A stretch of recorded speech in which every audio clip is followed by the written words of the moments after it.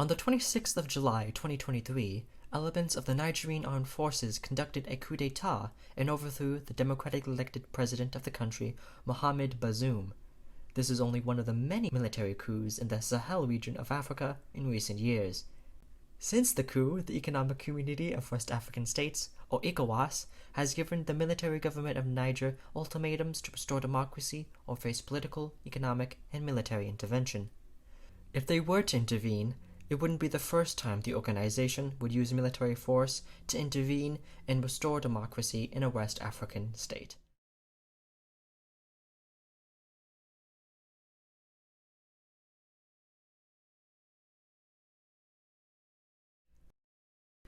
The Gambia held a presidential election on the 1st of December 2016, less than a month after the U.S. presidential election that year.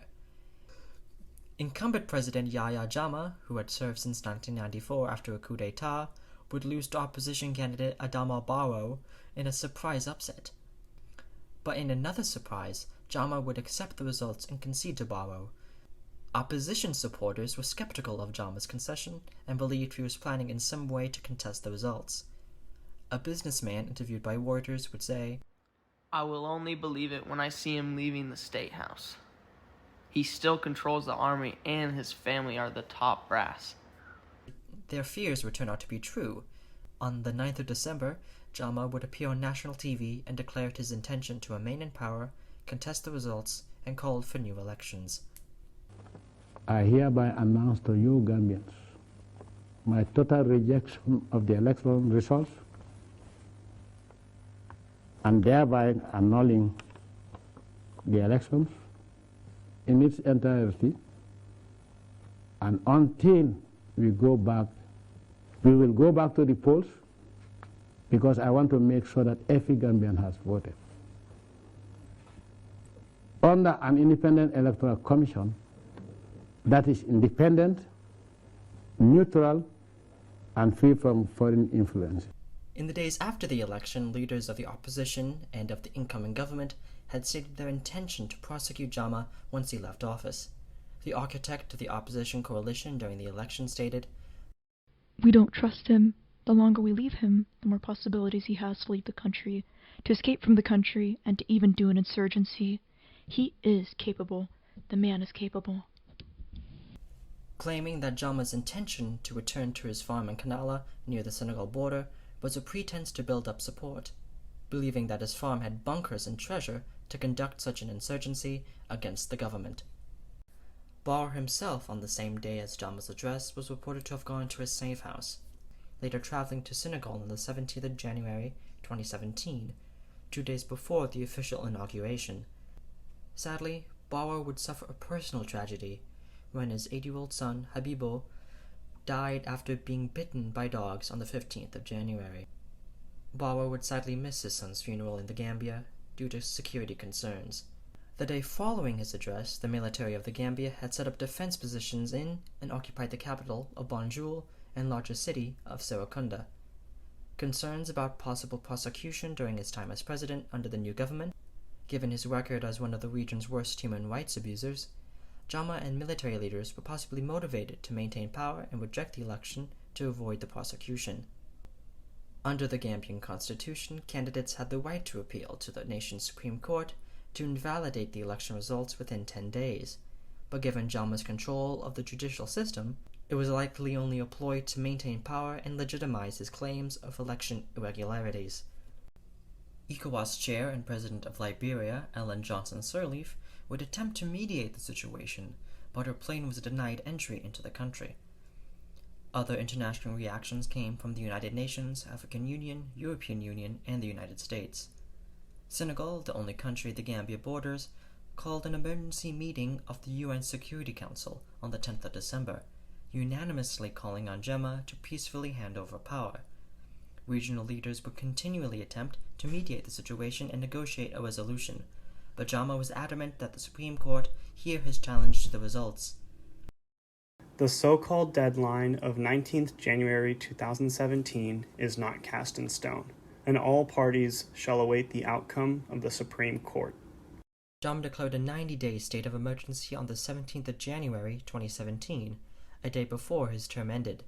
justifying the move by claiming large-scale foreign interference during the election. The country's National Assembly would vote to extend both their term and Jama's term for an additional 3 months.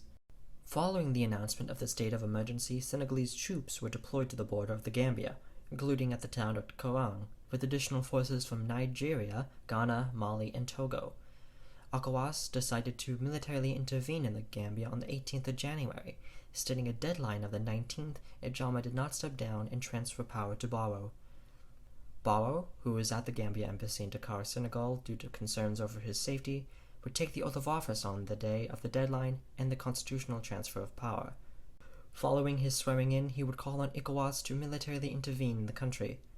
Just after his inauguration, the United Nations Security Council would unanimously approve Resolution 2337, expressing the support for ECOWAS to negotiate a transfer of power, but to first use diplomatic means before taking military action. Senegal was mandated by the ECOWAS as lead of the intervention forces, with Nigeria providing a naval blockade and air support. The president of ECOWAS, Marcel Alain de Souza, would go on to say, "By land, sea, and air, Gambia is surrounded. A total of 7,000 men will participate in the mission to re-establish democracy in Gambia." Although lacking full support from the UN, but with the deadline having been passed, along with a request from recognized President Adama Barrow, ECOWAS forces led by Senegal would initiate Operation Restore Democracy and militarily intervene in the Gambia. The chief of the defense staff and head of the army, General Osman Badja, would declare the army neutral in the constitutional crisis, while the Gambian Navy declared their allegiance to Barrow. The rebel group, Movement of Democratic Forces for Casamance, in Senegal would reportedly join pro-Jama forces, coming into conflict with the advancing Senegalese forces on the border. Senegalese forces would experience clashes in the early hours of the offensive near Jama's home village of Kanala, but eventually the Senegalese would capture the village on the 19th of January. ECOWAS forces would halt their advance on the outskirts of Banjul by the end of the day to allow negotiations and further talks between them and Jama. A deadline again would be placed on Jama to leave office by 1200 Greenwich Mean Time on the 20th of January, and once that time passed, it was again extended to 1600 GMT. During the 20th, the presidents of Mauritania and Guinea, along with a regional UN official, were in Banjul talking with Jama to convince him to leave office. At the same time, General Badja would recognize Barrow as the president of the Gambia and told Reuters in an interview that his forces would not fight ECOWAS and would welcome them with flowers and make them a cup of tea. It was reported that day by the UN Refugee Agency that an estimated 45,000 Gambians had been displaced and fled to Senegal, based on statistics from the Senegalese government, and at least another 800 more had fled to Guinea-Bissau. 75% of those refugees were children, much of the remaining were women.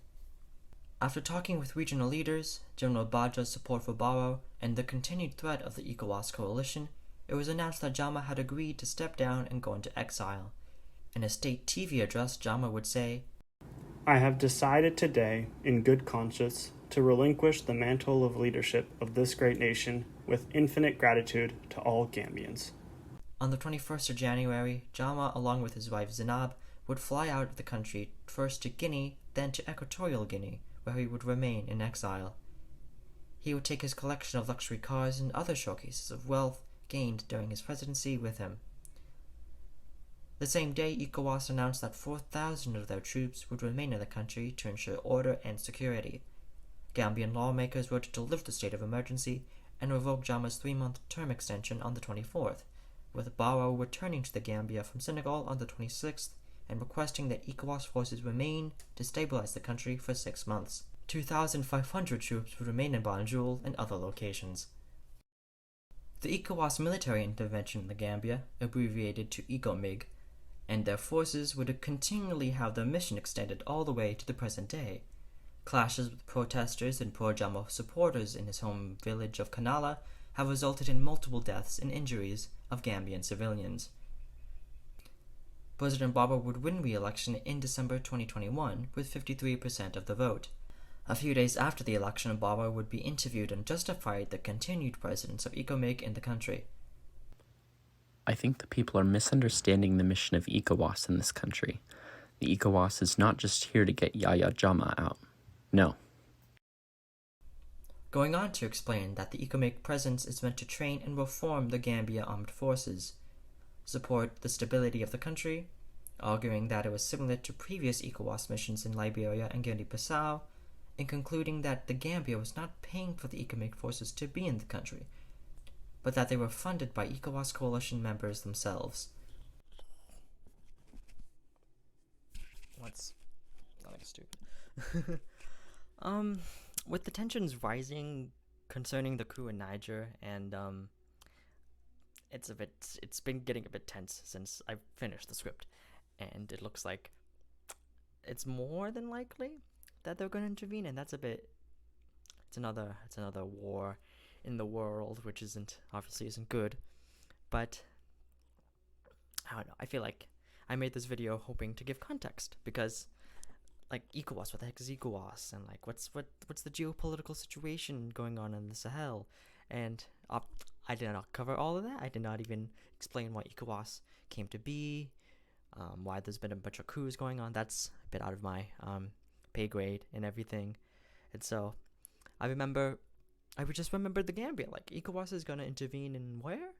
Niger? They did that in the Gambia, and I remember learning about that when Emperor Tiger Star uploaded his video about it, like around the same time as Trump's inauguration, and that was always made me feel, that was interesting to me, that these two things were happening at the same time, and it seems like they're gonna be involved in another intervention for democracy, or as their pretense, and so it's all a bit rattling, and so hopefully the situation can be solved diplomatically rather than militarily. And so yeah, well, hopefully the purpose of this video was to hopefully give context in that way, and in educate as well. And so I've obviously haven't done this kind of video before, but and I don't know, my voiceover was a bit it's a work in progress, but hopefully I can make more of these videos. But I have no idea what my next topic is, and I'm kind of rambling now. But thank you all for watching, and thank you to all those who helped me, which should be somewhere. I'm doing the whole finger thing because I don't know where the heck it's gonna be, and I got a microphone. I don't know how well this works, and I keep moving it, so tangent again. But thank you, thank you all for watching, and have a nice day.